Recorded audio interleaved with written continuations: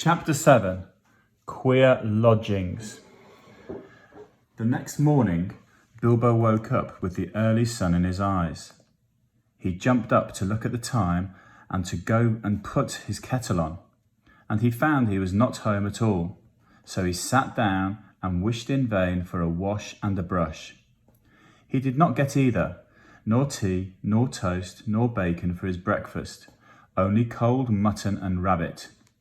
And after that, he had to get ready for a fresh start. This time, he was allowed to climb onto the eagle's back and cling between his wings. The air rushed over him, and he shut his eyes. The dwarves were crying farewells and promising to pay the Lord of the Eagles if ever they could. As off rose 15 great birds from the mountainside. The sun was still close to the eastern edge of things. The morning was cool, and mists were in the valleys and hollows, and twined here and there about the peaks and pinnacles of the hills. Bilbo opened an eye to peep and saw that the birds were already high up and the world was far away, and the mountains were falling back behind them into the distance. He shut his eyes and held on tighter. "Don't pinch," said his eagle. "You need not be frightened like a rabbit, even if you look rather like one.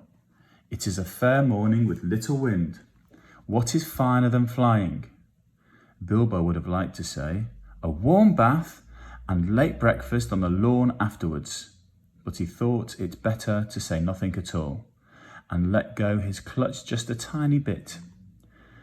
After a good while, the eagles must have seen the point they were making for, even from their great height, for they began to go down, circling round in great spirals. They did this for a long while, and at last the Hobbit opened his eyes again.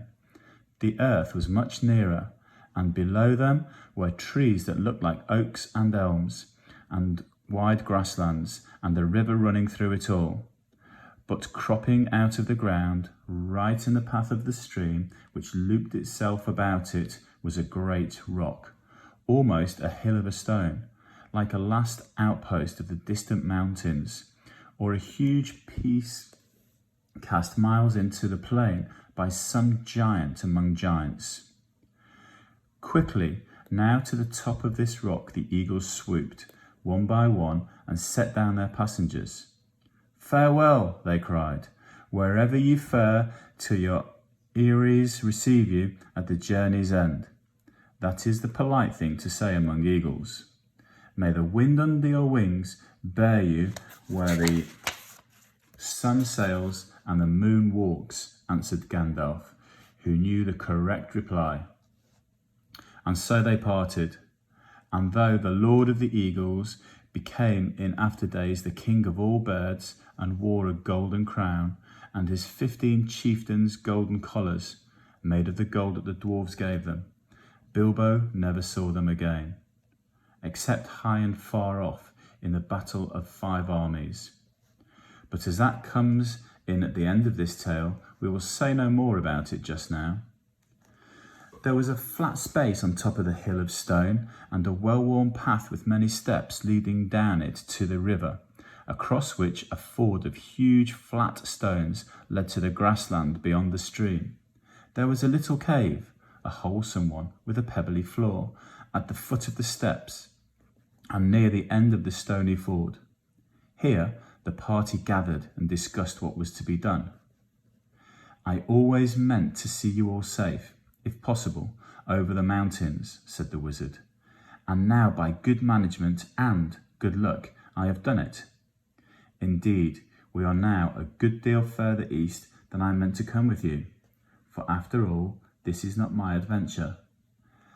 I may look in on it again before it's all over, but in the meanwhile I have some other pressing business to attend to." The dwarves groaned and looked most distressed, and Bilbo wept.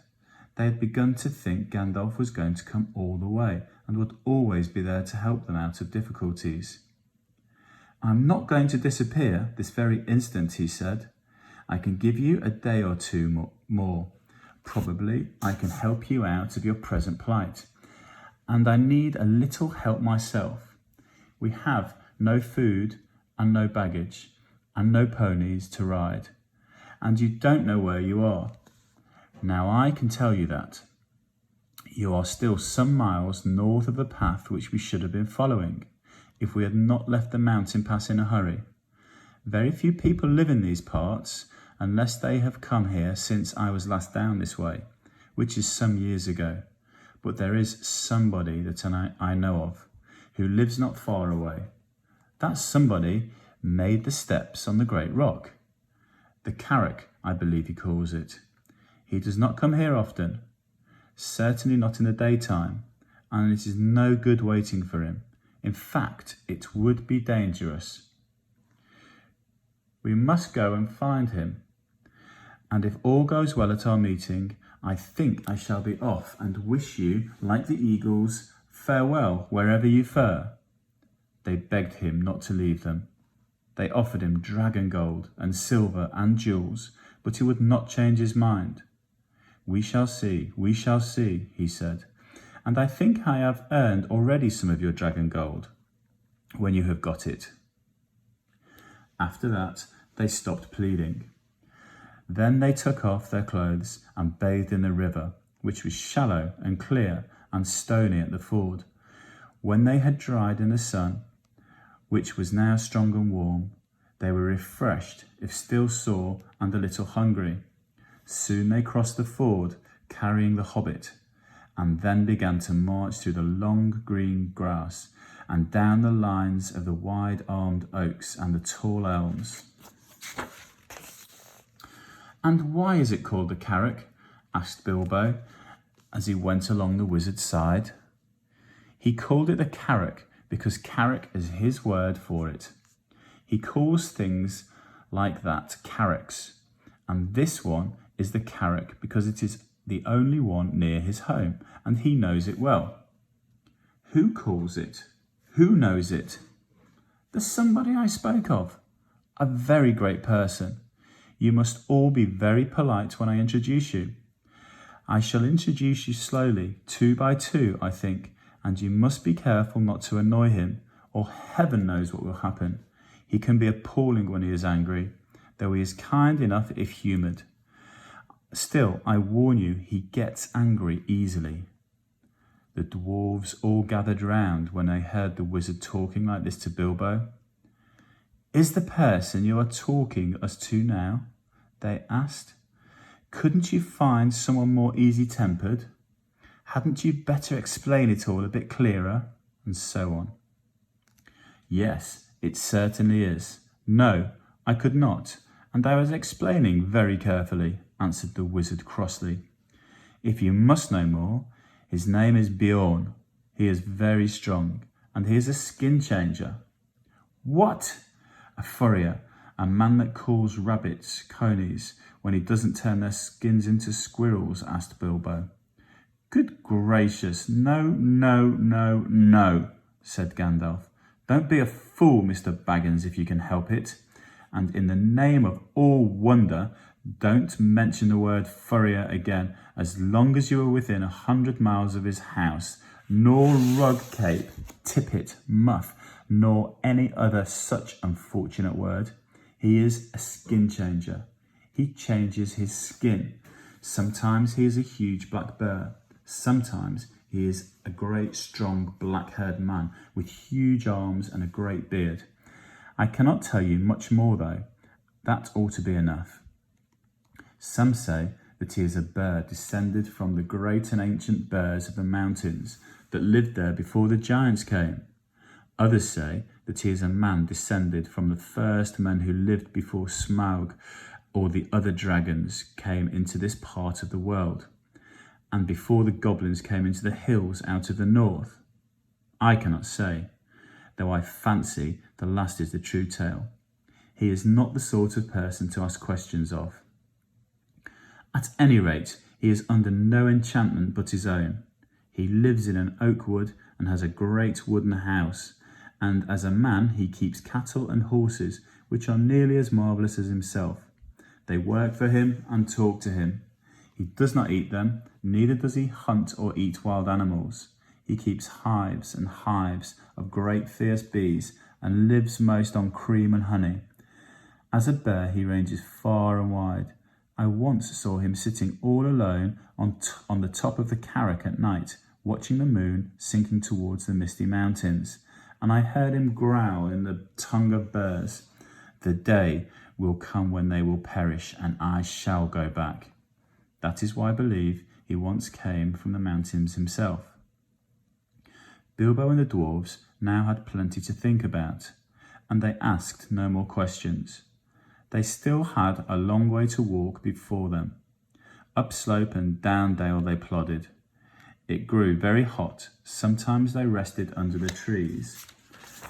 And then Bilbo felt so hungry he would have eaten acorns if any had been ripe enough yet to have fallen to the ground. It was the middle of the afternoon before they noticed the great patches of flowers had begun to spring up, all the same kinds growing together as if they had been planted. Especially there was clover, waving patches of cockcomb clover and purple clover. There was a buzzing and a whirring and a droning in the air. Bees were busy everywhere, and such bees! Bilbo had never seen anything like them. If one was to sting me, he thought, I should swell up as big again as I am. They were bigger than hornets. The drones were bigger than your thumb, a good deal, and the bands of yellow on their deep black bodies shone like fiery gold. "We are getting near," said Gandalf. "We are on the edge of his bee pastures." After a while they came to a belt of tall and very ancient oaks, and beyond these to a high thorn hedge through which you could neither see nor scramble. "You had better wait here," said the wizard to the dwarves, "and when I call or whistle, begin to come after me. You will see the way I go, but only in pairs, mind, about 5 minutes between each pair of you. Bomber is fattest and will do for 2. He had better come alone and last. Come on, Mr. Baggins, there is a gate somewhere around this way." And with that he went off along the hedge, taking the frightened hobbit with him. They soon came to a wooden gate, high and broad, beyond which they could see gardens and a cluster of low wooden buildings, some thatched and made of unshaped logs, barns, stables, sheds, and a long, low wooden house. Inside, on the southward side of the great hedge, were rows and rows of hives, with bell-shaped tops made of straw. The noise of the giant bees flying to and fro and crawling in and out filled the air. The wizard and the hobbit pushed open the heavy creaking gate and went down a wide track towards the house. Some horses, very sleek and well-groomed, trotted up across the grass and looked at them intently with very intelligent faces. Then off they galloped to the buildings. "They have gone to tell him of the arrival of strangers," said Gandalf. Soon they reached a courtyard, 3 walls of which were formed by the wooden house and its 2 long wings. In the middle there was lying a great oak trunk with many lopped branches beside it. Standing near was a huge man with a thick black beard and hair, and great bare arms and legs with knotted muscles. He was clothed in a tunic of wool down to his knees and was leaning on a large axe. The horses were standing by him with their noses at his shoulder. "Ugh, here they are," he said to the horses. "They don't look dangerous. You can be off." He laughed a great rolling laugh, put down his axe and came forward. "Who are you, and what do you want?" he asked gruffly, standing in front of them and towering tall above Gandalf. As for Bilbo, he could easily have trotted through his legs without ducking his head to miss the fringe of the man's brown tunic. "I am Gandalf," said the wizard. "Never heard of him," growled the man. "And what's this little fellow?" he said, stooping down to frown at the hobbit with his bushy black eyebrows. "That is Mr. Baggins, a hobbit of good family and unimpeachable reputation, said Gandalf. Bilbo bowed. He had no hat to take off and was painfully conscious of his many missing buttons. I am a wizard, continued Gandalf. I have heard of you, if you have not heard of me, but perhaps you have heard of my good cousin Radagast, who lives near the southern borders of Mirkwood. Yes, not a bad fellow as wizards go, I believe. I used to see him now and again, said Beorn. Well, now I know who you are, or who you say you are. What do you want? To tell you the truth, we have lost our luggage and nearly lost our way, and are rather in need of help, or at least of advice. I may say we have had rather a bad time with goblins in the mountains. Goblins? The big man said less gruffly. Oh ho, so you've been having trouble with them, have you? What did you go near them for? We did not mean to. They surprised us at night in a pass, which we had to cross. We are coming out of the lands over the west into these countries. It's a long tale. Then you'd better come inside and tell me some of it. If it won't take all day, said the man leading the way through a dark door that opened out of the courtyard into the house. Following him, they found themselves in a wide hall with a fireplace in the middle. Though it was summer, there was a wood fire burning, and the smoke was rising to the blackened rafters in search of the way out through an opening in the roof. They passed through this dim hall, lit only by the fire and the hole above it, and came through another smaller door into a sort of veranda propped on wooden posts made of single tree trunks. It faced south and was still warm and filled with the light of the westering sun which slanted into it. It felt golden on the garden full of flowers that came right up to the steps. Here they sat on wooden benches while Gandalf began his tale, and Bilbo swung his dangling legs and looked at the flowers in the garden, wondering what their names could be, as he had never seen half of them before. I was coming over the mountains with a friend or two, said the wizard. Or two? I can only see one, and a little one at that, said Beorn. Well, to tell you the truth, I did not like to bother you with a lot of us until I found out if you were busy. I will give a call if I may. Go on, call away. So Gandalf gave a long, shrill whistle, and presently Thorin and Dorry came round the house by the garden path and stood bowing low before them. 1 or 3 you meant. I see, said Beorn. But these aren't hobbits, they are dwarves. Thorin Oakenshield, at your service. Dorry, at your service, said the 2 dwarves, bowing again. I don't need your service, thank you, said Beorn, but I expect you need mine. I'm not over fond of dwarves, but if it is true you are Thorin, son of Thrain, son of Thror, I believe, and your companion is respectable, and that you are enemies of goblins and are not up to any mischief in my lands. What are you up to, by the way? They are on the way to visit the land of their fathers, away east beyond Mirkwood, put in Gandalf. And it's entirely an accident that we're here in your lands at all. We were crossing by the high pass that should have brought us to the road that lies south of your country, but when we were attacked by evil goblins, as I was about to tell you, Go on telling then, said Beorn, who was never very polite. There was a terrible storm. The stone giants were out hurling rocks, and at the head of the pass we took refuge in a cave, the Hobbit and I and several of our companions. Do you call 2 several? Well, no. As a matter of fact, there were more than 2. Where are they? Killed? Eaten? Gone home? Well, no. They don't seem all to have come when I whistled. Shy, I expect. You see, we are very much afraid that we are rather a lot for you to entertain.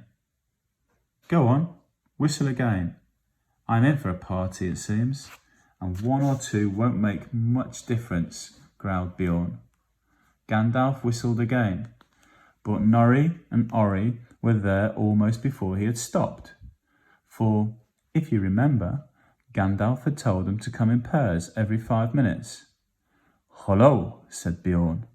"You came pretty quick. Where were you hiding? Come on, my jack-in-the-boxes." "Norrie, at your service." "Orri at," they began, but Bjorn interrupted them. "Thank you. When I want your help, I will ask for it. Sit down and let's get on with this tale, or it will be supper time before it is ended."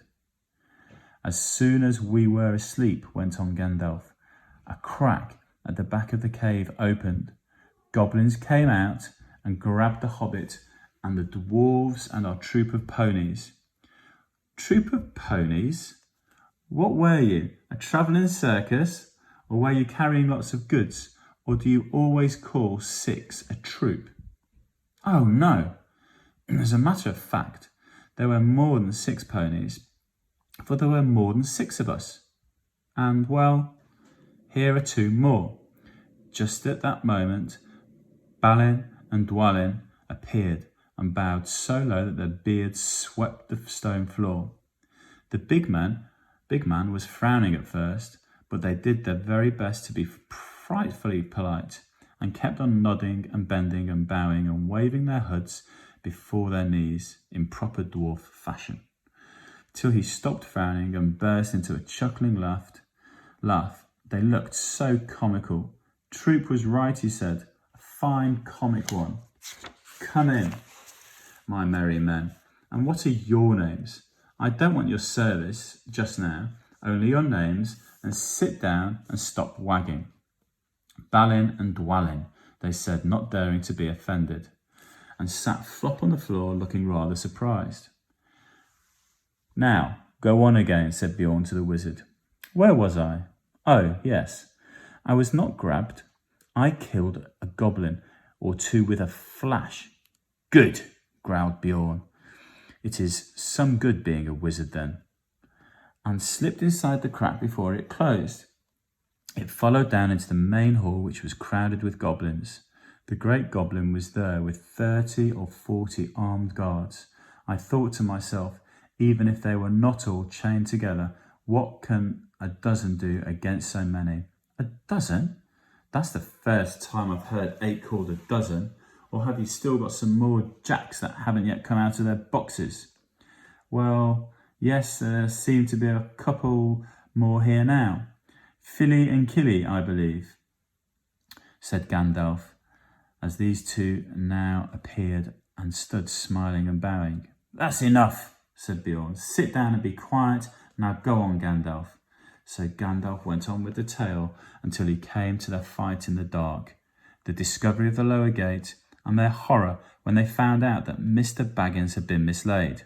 We counted ourselves and found there was no Hobbit. There were only 14 of us left. 14? That's the first time I've heard anyone from 10 lead 14. "You mean 9, or else you haven't told me all the names of your party." "Well, of course you haven't seen Oin and Gloin yet, and bless me, here they are. I hope you will forgive them for bothering you." "Ah, let them all come. Hurry up, come along, you 2, and sit down. But look here, Gandalf.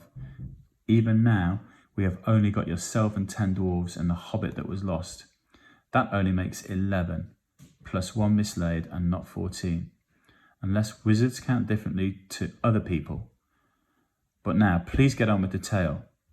Bjorn did not show it more than he could help, but he really had begun to get very interested. You see, in the old days, he had known the very part of the mountains that Gandalf was describing. He nodded and he growled when he heard of the Hobbit's reappearance and their scramble down the stone slide, and of the wolfering in the woods. When Gandalf came to their climbing into trees with the wolves all underneath, he got up and strode about and muttered, "I wish I had been there. I would have given them more than fireworks." "Well," said Gandalf, very glad to see that his tale was making a good impression, "I did the best that I could. There we were, with the wolves going mad underneath us and the forest beginning to blaze in places, when the goblins came down from the hills and discovered us. They yelled with delight and sang songs making fun of us. 15 birds in 5 fir trees Good heavens, growled Bjorn. Don't pretend that goblins can't count. They can. 12 isn't 15, and they know it. And so do I. There were Biffer and Boffer as well. I haven't ventured to introduce them before, but here they are.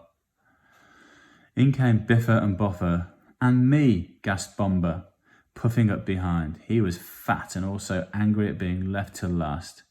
He refused to wait 5 minutes and followed immediately after the other two. Well, now there are 15 of you, and since goblins can count, I suppose that is all that were up the trees. Now perhaps we can finish this story without more interruptions. Mr. Baggins saw then how clever Gandalf had been. The interruptions had really made Bjorn more interested in the story, and the story had kept him from sending the dwarfs off at once like suspicious beggars. He never invited people into his house if he could help it. He had very few friends and they lived a good way away, and he never invited more than a couple of these into his house at a time. Now he'd got 15 strangers sitting in his porch. By the time the wizard had finished his tale and told of the eagle's rescue and how they had all been brought to the carrack, the sun had fallen behind the peaks of the misty mountains, and the shadows were long in Bjorn's garden. A very good tale, said he, the best I have heard for a long while. If all beggars could tell such a good one, they might find me kinder. You may be making it all up, of course, but you deserve a supper for the story all the same. Let's have something to eat. Yes, please, they all said together. Thank you very much. Inside the hall, it was quite dark now. Bjorn clapped his hands, and in trotted 4 beautiful white ponies and several large, long-bodied grey dogs. Bjorn said something to them in a queer language, like animal noises turned into talk. They went out again and soon came back carrying torches in their mouths, which they lit at the fire and stuck in low brackets on the pillars of the hall about the central hearth. The dogs could stand on their hind legs when they wished and carry things with their forefeet. Quickly they got out boards and trestles from the side walls and set them up near the fire. Then bar, bar, bar was heard, and in came some snow-white sheep led by a large coal-black ram. One bore a white cloth embroidered at the edges with figures of animals. Other bore on their broad backs trays with bowls and platters and knives and wooden spoons which the dogs took and quickly laid on the trestle tables. These were very low enough even for Bilbo to sit at comfortably. Beside them a pony pushed 2 low-seated benches with wide rush bottoms and little short thick legs for Gandalf and Thorin, while at the far end he put Bjorn's big black chair of the same sort, in which he sat with his great legs stuck far out underneath the table. These were all the chairs he had in his hall, and he probably had them low like the tables for the convenience of the wonderful animals that waited on him. What did the rest sit on?